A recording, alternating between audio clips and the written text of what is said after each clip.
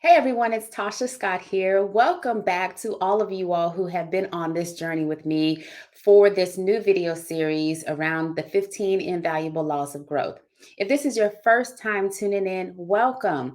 I am the owner of Maximize Growth L.L.C, which is a training and development company here in Montgomery, Alabama. We specialize in leadership development, strategic communication, effective communication, as well as team building and team unity. And I decided to do a book series or a book review series around the book, The 15 Invaluable Laws of Growth, written by one of my mentors, Dr. John Maxwell. Today, we're talking about law number 3, the law of the mirror. But if I had to give this a different title, it would be a leadership crisis, low self esteem. You must see value in yourself to add value to yourself. When I'm giving this talk, I'm talking to leaders. I'm talking to people who, like me, you are an influencer. You have people that look up to you, people that report to you.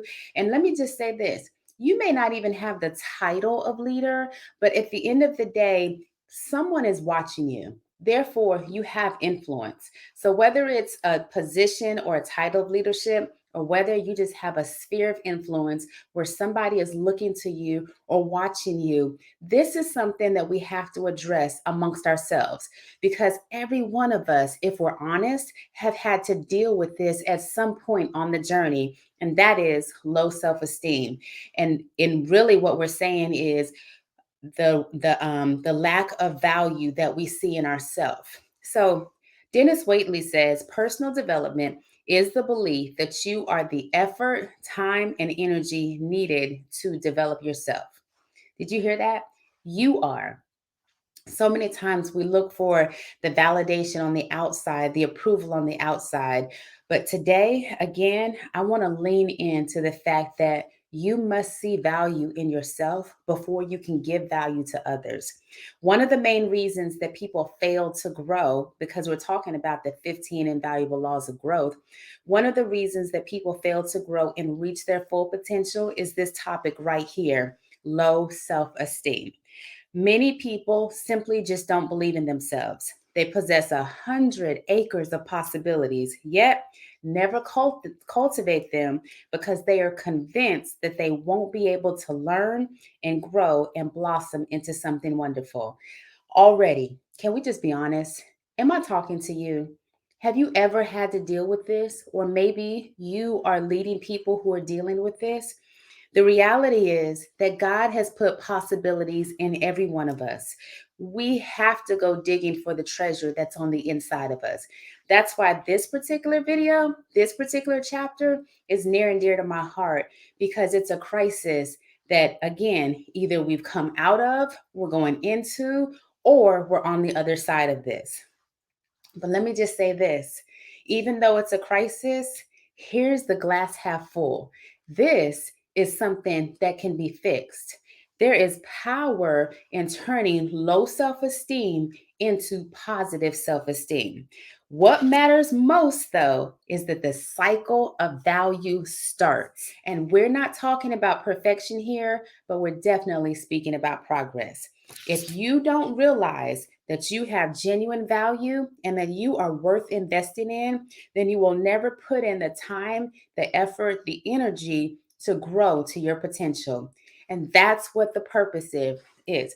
From the first video that we've been talking about, the 15 invaluable laws of growth, the goal is growth. That's what the goal is. But if you don't realize your value, then it's going to be impossible for you to really understand your power and potential to lean into growth. Self esteem is the single most significant key to a person's behavior. And I love this quote by Zig Ziglar. He says, it's impossible to consistently behave in a manner inconsistent with how we see ourselves. My friends, it matters how you see you, it matters how I see me if we're going to grow. Low self esteem puts a ceiling on our potential. And I'm going to keep saying the word low self esteem because we need to acknowledge. We need to acknowledge this crisis so we can do something about it. And we also have to be honest with ourselves. The value that we place on ourselves is usually the value that others place on us. We have a choice. We can do something about this. We don't have to stay stagnant. We don't have to remain stuck. We can choose to change our minds about how we see our lives. I may not be my past. I may not be where I'm supposed to be right now in my present, but I can change my mind right now, and that will alter where I go for my future. And the same way that it's true for me, it's the same way that it's true for you, my friends. So, have I woken anyone up yet? Have I awakened you up yet to the possibilities to say, Tasha, you are talking to me? If I'm talking to you today, I want you to put, yes, you're talking to me in the comments, because I want to know that we're on this journey together. And as we dig into this journey today, I want to talk about steps to build your self image. And like I told y'all all the time, I'm talking to myself as well. So, number one, how to build your self image? You have to guard your self talk. Change your thoughts about yourself, and your words will change that you say to yourself. It starts right here. What do you think about you? Because what you think about you, that's what you're going to say to you. So that's number one. We have to guard our self talk if we're going to build our self image and transition from low self esteem to positive self esteem. Number two, we have to stop comparing ourselves to others. I say this all the time: no one is you, and you are no one. And that is a good thing. Be inspired by others, but own what makes you unique. Sometimes the things that make us unique are the very things that we despise about ourselves. And what will happen is we'll go outside of ourselves and look at other people and admire things about them, but at the same time, low key hating on ourselves. But what we've got to do is we've got to learn how to stop comparing ourselves and really take inventory. What makes me strong? What makes me unique? And own it. Number three, we have to learn how to move beyond our limiting beliefs. How do we do that?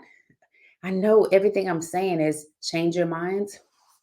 It really does start with a thought process. Make a decision for how you want to be, act, and feel, and then you can create a turnaround statement. For me, one of my favorite turnaround statements is no matter what feelings, emotions I'm having in that moment, it could be emotions or feelings of anxiety, of fear, of doubt, of insecurity of any kind. I, on purpose, say out loud, out of my mouth, so that I can hear myself, I am whole. I am capable. I am here on purpose. I am not a mistake. Though I have made mistakes, I am possible. Those are just a few that come to the top of my head right now. Feel free to borrow any of mine that you want to. But it goes back to that very first one. The very first one I said is we've got to change our self talk. This one talks about moving beyond our limiting beliefs. Do you see how they go hand in hand with each other? Number four, add value to others. Sometimes we experience low self-esteem because we have an unhealthy balance of ourselves on our minds too much. In order to transition from low self-esteem to positive self-belief, we have to on purpose understand that it's bigger than me. It's bigger than you. And so I have to on purpose add value to others. And that could be something as small as giving someone a compliment. It could be something as small as honestly saying thank you, catching someone in the act of doing good, or it can be something where you pay for someone's lunch, you volunteer, you serve, whatever that looks like for you, whatever adding value to others looks like for you. Being true to yourself and your values is a tremendous self-esteem builder. When you can give away from yourself, guess what? It's like this bottle here. I'll use this bottle and I'm going to cover up the label. It's like this bottle here. If I empty this bottle, guess what? There's room for more to be poured into this bottle. And that's what adding value to others looks like. We pour out of ourselves, but then we have to find those places where we can be replenished so that we have more to pour into others. Number 5, do the right thing, even if it's the hard thing. I'm going to repeat number 5. Do the right thing, even if it's the hard thing. Every time you take action, that builds your character. You become stronger as a person. Character is who you are when no one's looking. Integrity, character and integrity. It's who you are when no one's looking.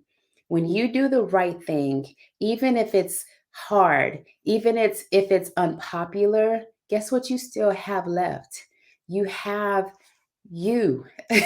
You have you left. You have to live with you. And so do the right thing because it's right. Do the right thing even when no one's looking. Even if it's hard, guess what? That's going to be the thing to contribute to your positive self image, your positive self esteem. Number 6, practice a small discipline daily in a specific area of your life. My motto is one day at a time. Right now, I'm working out. I have a workout plan where 3-4 days a week I'm literally working out. I'm working different parts of me. And I wish I could tell you that I've always been here. I haven't. I've had to work my way up to where I'm at right now, with help, of course. Let me just say this, with some help. But it's a small thing that I've had to do one day at a time. Now it's a habit. Now it's a discipline where when I'm not working out, my body is missing it. I'm craving it. Drinking water, that's a daily discipline. So those are around the areas of health. You can apply this to any area of your life. And when you can become consistent in whatever that daily discipline is in your life, guess what? You will build confidence. You will build your self esteem. Number 7, celebrate small victories. End with something positive. I'm always saying this. You could have done something really challenging, really hard, really impossible, whatever it looks like. It could be really tough, but I'm always saying, can we end with something positive? What did work? What did I learn? you know? And that's how you can celebrate victories along the way instead of working hard, hard, hard, and then thinking, well, one day I'll have a big win or one day it'll work out. Celebrate the victories along the way. Me and my accountability partner, we actually have a weekly check in that we just started where we literally are saying, at the end of this week, these are the wins. These are the wins. And let me tell you, nothing's off limit for celebrating. Celebrate small victories along the way so that you can experience the big championships, the big wins as they come. Number 8, embrace a positive vision for your life based on what you value. But do you know what you value? One of the things that I do with my trainings or my coaching clients is I literally will take a list of core values. This is something you can actually Google core values. Or if you want, email us info@maximizedgrowthllc.com and we'll shoot you over the list. But basically, what I do is I give them words and I ask them to circle the top 20 words that resonate with you. It's very important that you understand what your values are. It's crucial that you understand, what do you stand for? What do you believe in? When stuff does get hard, what gets you through? What motivates you? This is what number 8 says. Embrace a positive vision for your life based on what you value. So the first thing is, you've got to identify, what do you value? And then you have to embrace a positive vision. But before you can embrace it, you have to write it, right? So there's a couple of homework assignments right there for you just in number 8 alone. Number 9, practice the one word strategy. Do you or have you ever come up with a word? Some people do this maybe at the beginning of a year. Some people do it at the beginning of a month or a quarter, where they literally come up with one word to describe the strategy for how they're going to tackle that year. So here's an example. My word is whole. And I've said this already. Remember, I said in my statement, my turnaround statement, where I said I am whole. Well, when I think about the word whole, I had to Google this, and it says in an unbroken or undamaged state in one piece. And I think about my life. I think about everything concerning me. I am whole. It's something that I will continue to say, continue to speak. It's the thing that I use to strategize my business and my personal life. I am whole. Whole is the one word that describes me right now. Now, that's this year. Next year, it may be something different. But I guarantee you, if you allow yourself to lean into this one word strategy, chances are your awareness will be raised. And so everything in your life can literally lean towards that. And what I mean by this is everything that you read, you study, you surround yourself with. For me, it's wholeness. What is your one word strategy? Number 10, take responsibility for your life. Emphasis on your. One thing that we have to stop doing is playing the blame game. I think so many times we stay stuck and we stay stagnant because we're blaming other people for how we got here. And granted, I know that there's been some things that have been said of you, that have been done to you, that have been foul. I get it. I get it. I get it. I get it. I have both hands up, okay? But at the end of the day, I have made a decision, and I'm hoping you will too, to say, you know what?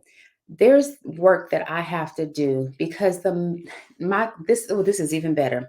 My life coach told me this one time. She said, Tasha, when we give people the power to define us, we also give them the power to destroy us. And she said, Tasha, that's too much power to give away. We usually get out of life what we're willing to tolerate. And so we have to ask ourselves, what have I been tolerating that I need to stop tolerating? What have I been allowing that I need to stop allowing? Again, the point, take responsibility for your life. It's your life. You get to choose how you live it. There's a couple of books. Well, there's actually just one book that I want to recommend. I know I'm doing a book review for the 15 Invaluable Laws, but I have to bring this book when it comes to this point. Have you ever heard of this book before? It's called Boundaries. It's by Dr. Henry Cloud and Dr. John Townsend. Y'all, this is a really good book. If you have issues or problems with taking responsibility for your life, this is a really good resource that I highly, highly recommend. So let me repeat these steps to build your self image. One, guard your self talk.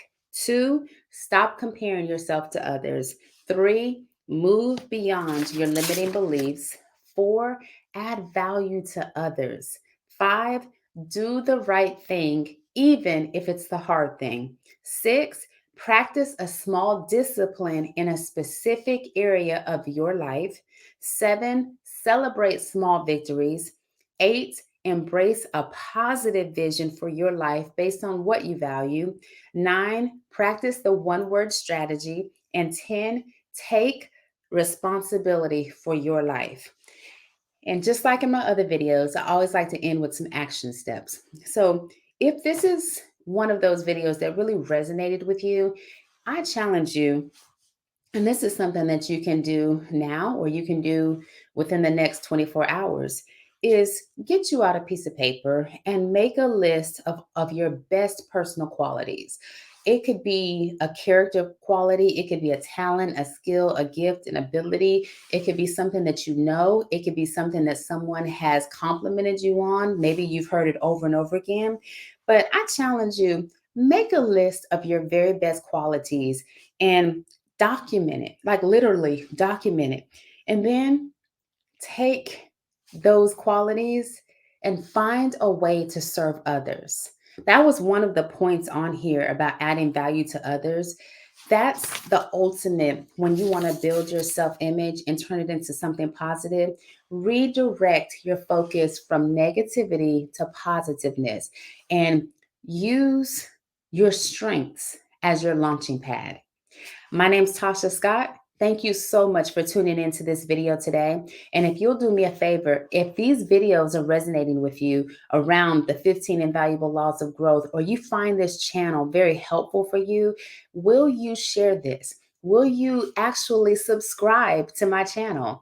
If you're watching this and you haven't subscribed yet, what are you waiting for? Go ahead and subscribe and share this, please. And we're on a journey for growth. We're on a journey of, that's just it, growth. Growth is the goal. So thank you so much for tuning in, and I will see you in the next video.